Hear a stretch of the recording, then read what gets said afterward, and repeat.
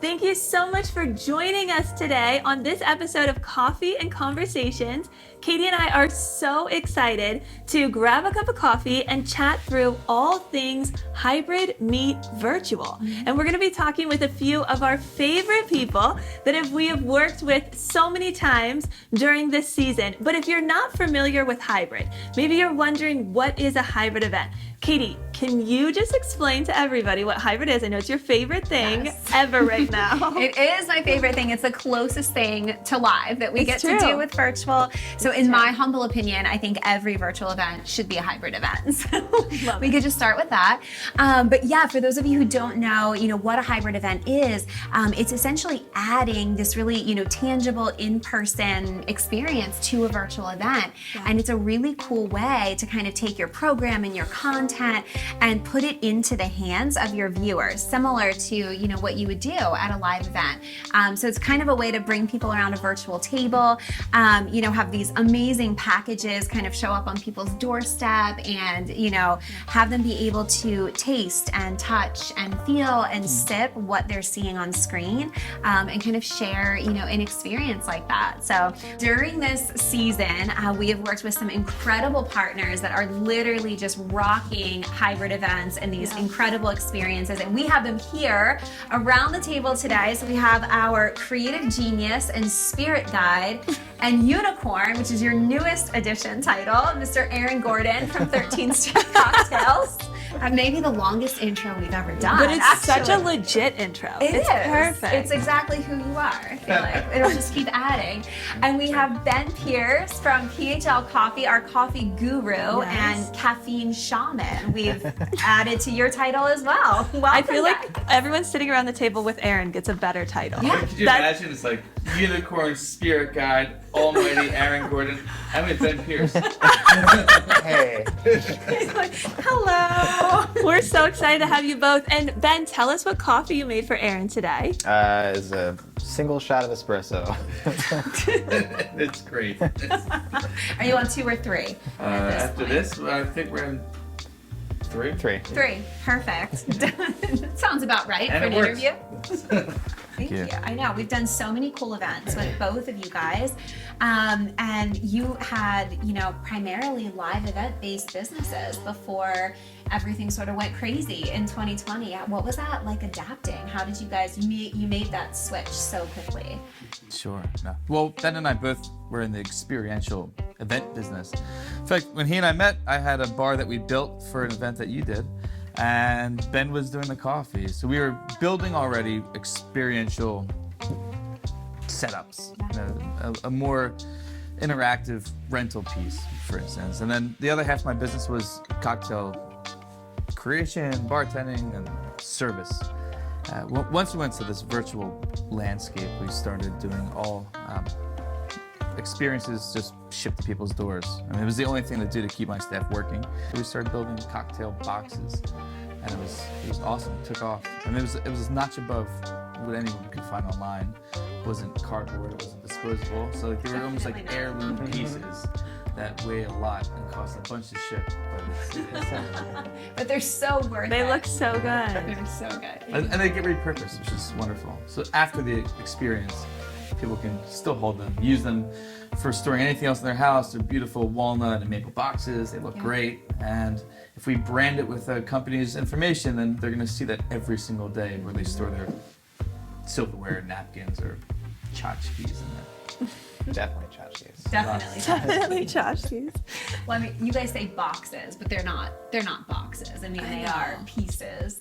They're incredible. Can you, for people who haven't seen one, can you kind of describe that whole process and what they actually look like? Yeah, of course. A lot of them are open-faced to show all of the things that we pack. We still make our cocktail syrups and the garnishes and all the stuff we'd use in a normal event. We're just bottling now, and we have a lot of fun doing the labels, making it very really customized to each client. So it's extremely personalized on every step between the label, bottling, the ingredients, the menu cards. We print them on leather or other kind of materials. So we do it all in-house, and then we can laser engrave and CNC cut all of our stuff. It's pretty fun, but when you open one of these things, you open the box that it's shipped in, and I think it's like a wow factor. Yeah. Everything's quality. So it's not just what's in the bottle, it's the packaging, it's what's the packaging's packaged in. Everything is done with intention. And it's not meant to be disposable. That's the biggest thing. The cocktails are gone, but you're left with a really beautiful piece that you can reuse. That's my whole goal with the Nest box that we started. Nest because of like cocktails. Cocktails remind me of chickens and nests. So. a peek inside. Yeah. Oh my word, that is hilarious. That's how the nest started, and when you look at it, it's like a little nest. It's got a nest of goods. We actually A were nest wondering of why your goods. logo was a chicken, and now it makes sense. Cocktail. It's a cocktail. So it's then we got the nest out of that.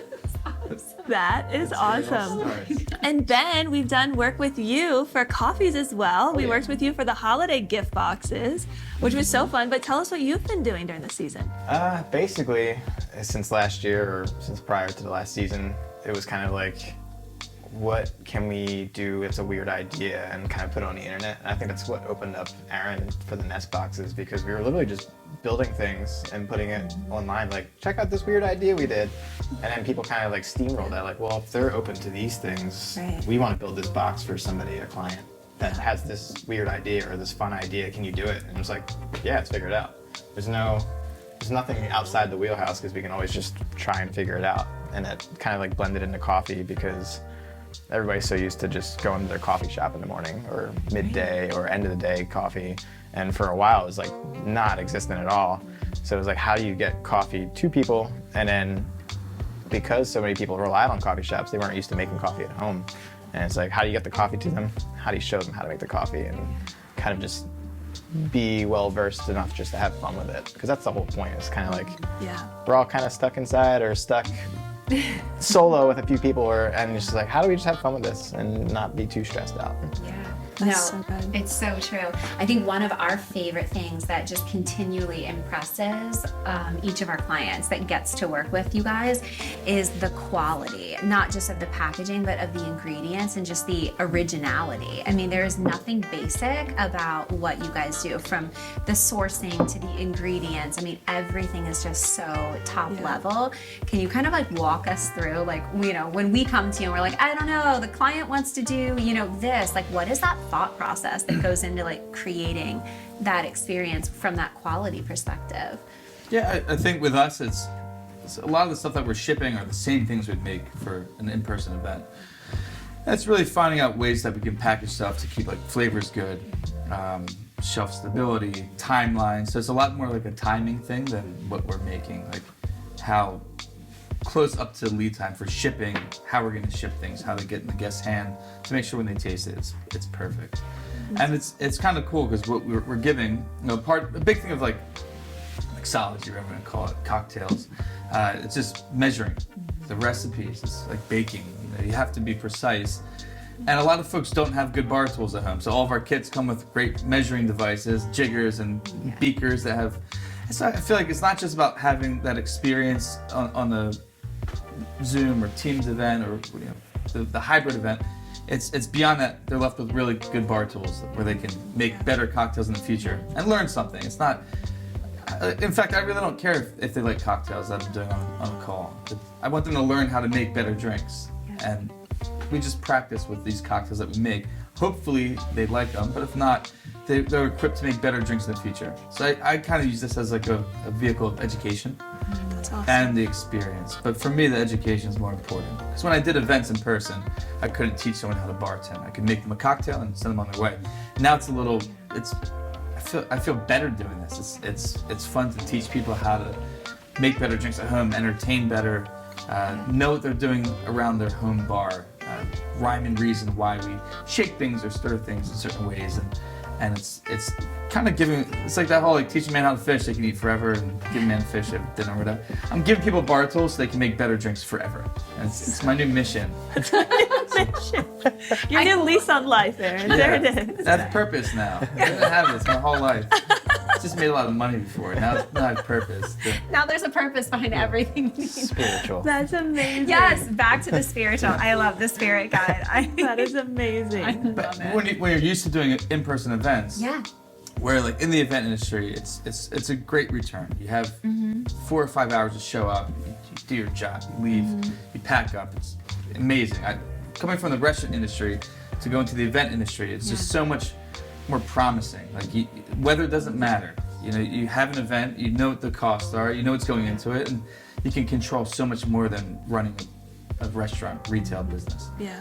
And when that kind of, and I thought for a long time, like, we're invincible. Like, we have so many events, we have hundreds a year, we're doing very, very well.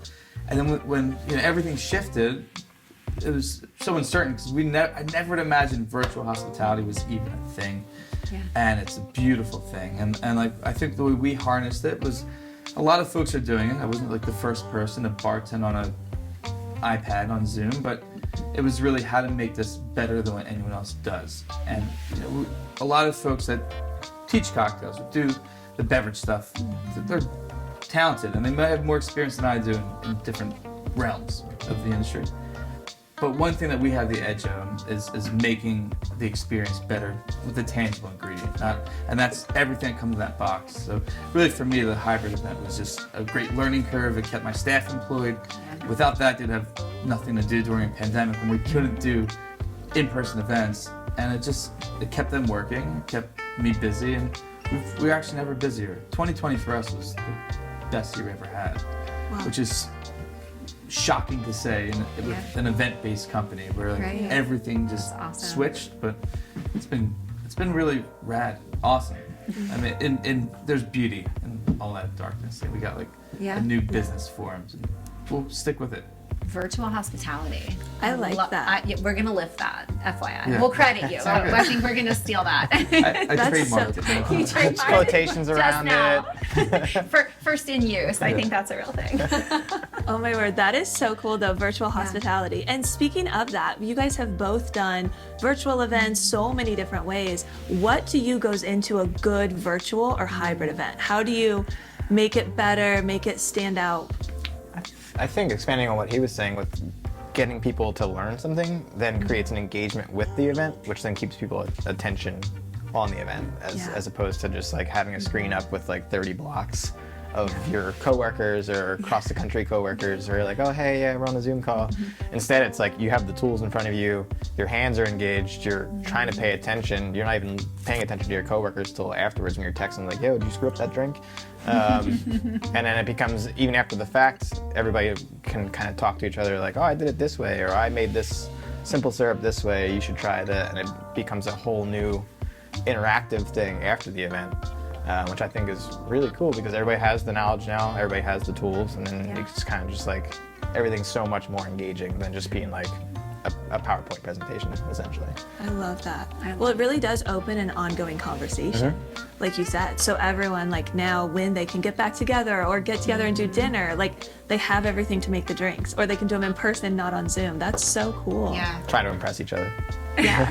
Competitions, I'm sure. Yeah. Competitions, I'm sure. Competition is so healthy. So, I mean, we've done a ton of different kinds of boxes. Are you guys, because I feel like you guys are always pushing sort of like what's next and trends, and, you know, we're always so inspired when you're like, okay, yeah, that's cool, but like I did that 4 times. What about this idea? And it's like, wait, what? Yes, we can pitch that. That's amazing. Like, are you, So like, true. what are you thinking about next? Are there any like cool trends or things coming up, or maybe things that just people haven't thought of yet that you think would be really cool that we can maybe start pitching to our clients? Who knows? For us, it's been going more into like the realm of food, pairing it with our cocktails. Yeah, cool. I was talking with a local cigar shop that we worked with for a while, that in King of Prussia, local, of doing cigar pairings with our cocktails. So we bought a bunch of Spanish cedar, little humidors, so now the cocktail boxes can have a mini humidor in there with a cigar or cigars.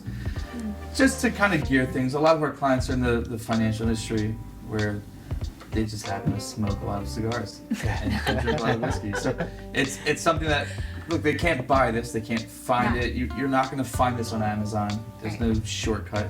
It's custom, 100%. So the whole thing feels handmade. Yeah. Which it is.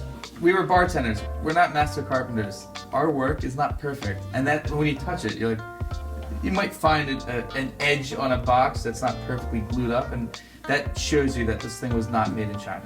You know, it's not on a factory line. This isn't with CNC machines. These are gin-soaked hands making wood boxes, and it's really like nothing's really off limits. Look, I'm delivering a box after we chat today with farm fresh eggs in it, some duck breast that this guy hunts on his property, scallops from his house in Nantucket for a friend that's sick around the corner. So, you know, we're making stuff that's very custom and fun, and with what we've done together, they've changed. The first one was a wine box, didn't have cocktails in it, and it was made for glassware. The next ones have cocktails and other glassware. We can make these things really customized around everything that's included, you know, so it's sized properly. Everything has intention, but the limits are none. They don't exist. Do whatever, make it. I love it too that you guys source different ingredients. So even what you were saying there with having the cigars for the financial industry, like you guys have done really well during this hybrid event of pulling different coffees, even for today, chai teas for different, you know, episodes we've done. Like, so cool. How do you guys source your ingredients? Where do you go to for the inspiration and creativity for doing those kinds of things? I think it's a lot of like internet and socials and just trying to pay attention, because everybody had to kind of go inward a little bit and figure out what they really wanted to do or what they were interested in. And there's a lot of like restaurant industry people that are just coming out with really nice like donuts or different styles of drinks or shrubs, and like you just kind of like see who's doing what and just pay attention, and eventually you're just like, hey, do you want to work together? I like what you're doing. I've tasted it. I've grabbed a box from you, and it's just very organic, where everybody's kind of like doing what they want and feeling out their hobbies, I guess, and you just pay attention to what everybody's doing and what they seem to be happy about. And then once you're like, oh, you're really happy about what you made there? Cool. Let's put that together, and that's like a whole box of happy coming your way. A whole box of happy. I don't know. It's just that's how I feel about a lot of the things that he's been putting out as well. It's just like the custom. It's just like that's the overarching scheme. Well, you say that with a custom. One of the things that you did with me when we had that one virtual box that went out, that peanut Chewbacca. Oh yeah. So using peanut chews in a coffee cocktail, which was awesome. Star Wars themed? It was Star Wars themed. Okay. I didn't Rewind think that was a misstep. I thought okay. And did I say Chewbacca? Might have been funnier if it wasn't. Yeah, it was definitely not Star Wars. It was Easter. No, it was, we had a client that really wanted something Star Wars-esque for a bridal baby shower that they were doing. Shower. And you know, the cocktails are very easy to do. They're only champagne cocktails, so we got little minis of champagne and some mimosa kind of stuff. And to make that really fun Star Warsy, Ben did this. I don't even know what it was. And it had peanut chews with it. Yeah, it was like a chocolate latte mocha with peanut butter on top, and then. And what did you call it? Peanut Chewbacca. I put a peanut chew on the lip. Awesome. Yeah, so they could have all that really cool stuff that like no one is getting a peanut Chewbacca shipped to their house. So that was They should. They should. Apparently. Yeah, order them. No, they're worth it. It's really customizing it. But like that's people want that. When we do events in person, it's a private event. You're hosting something that's supposed to be personal to you. Yeah. So I think both of our approaches, I don't give people like a list of like, here's what we sell. Right. Someone's like, what do you want to buy? And I'll create it for you and give you some options. So it's kind of like a two-way conversation. Well, I think that's one of my favorite things is that like I don't think the word no or sorry not possible like even exists in either one of your vocabulary, but I think our favorite thing is, you know, like the sky really is the limit, and we love coming with these like, I don't know, what do you think about that? Yeah, give me a day, we can make it happen, you know. And it's like you just take, you know, sort of a random idea and just, I mean, go nuts with it. And it's always, like I said, like quality. Totally. It's creative. It's it's different. I mean, even down to, you know, your syrups and mixers that you're making from scratch. You're like buying things. What? No, I make my own. And it's like, you know, the dehydrated fruit. I mean, everything is just so quality and so custom. And I think that's what makes it so fun as, you know, event producers to work with you guys, because it's like you can literally create an experience that is completely tailored to exactly what that client wants, and the next one's completely different. Yeah. It's awesome. Well, and I think it's cool too, to that point, like thinking of the clients, right? And people who might be even watching this conversation, you don't have to think it all up, because that's what you guys are experts in. Yeah. And that's what's so cool, is the clients that have even come to you guys that we've worked with that are like, I want to do this theme. I don't know, I think it should be Star Wars. And you guys are such experts to bring the tangible and bring in the different pairings and things that need to go together. It's so cool. No, this, I'm dying to know as we kind of like wrap this down, you know, as we're all looking towards 2021, and who knows, you know, what that transition is going to look like as live events kind of start to come back, and there's going to be that weird in between phase. What are you guys seeing as, you know, how this is going to transition and even complement, you know, live events as they come back? I think this is here to stay. Yeah. When you look at the bottom line of hosting a large conference and flying everybody to a city, you know, when that can happen, it's expensive. And not everybody, I think, coming out of this, being able to stay home more, is going to want to travel as much as they used to, or run around for all these meetings.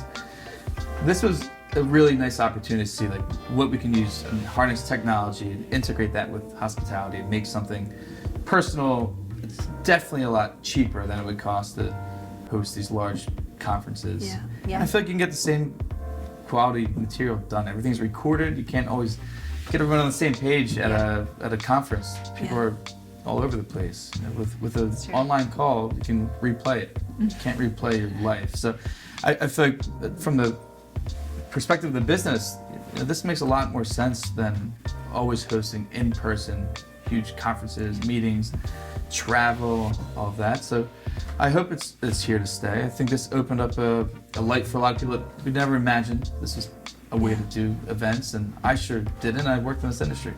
Yeah. So I'm hoping it's around, because we bought a lot of wood.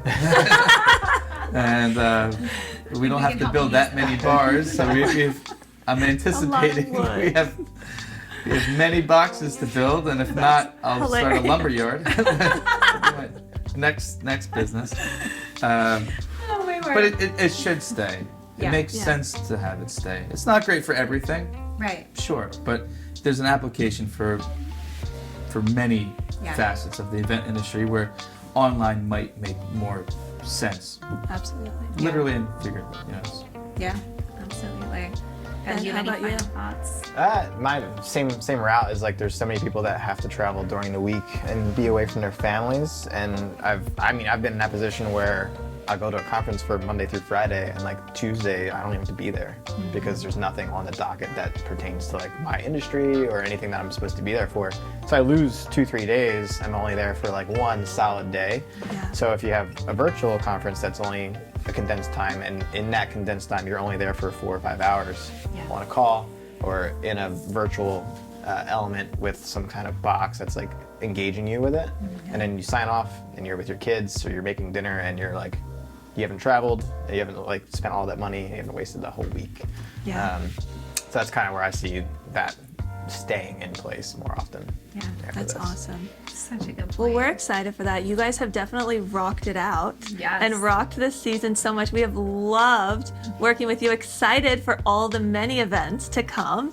And I'm sure our viewers probably have ideas, and you might be watching and thinking of fun ways you can add hybrid to a virtual event. I think that's the coolest thing, is you can do VIP gifts or for your sponsors. There's just so many different applications for what you both do. So thank you for being here with us today. Thanks for sharing your genius wisdom with us as our guides. Yes. You guys are awesome. Thank you, guys so are much. amazing. Thank you. Thank Cheers you. to the next project, which I think is like what, next Tomorrow. week? Yeah, tomorrow. Perfect.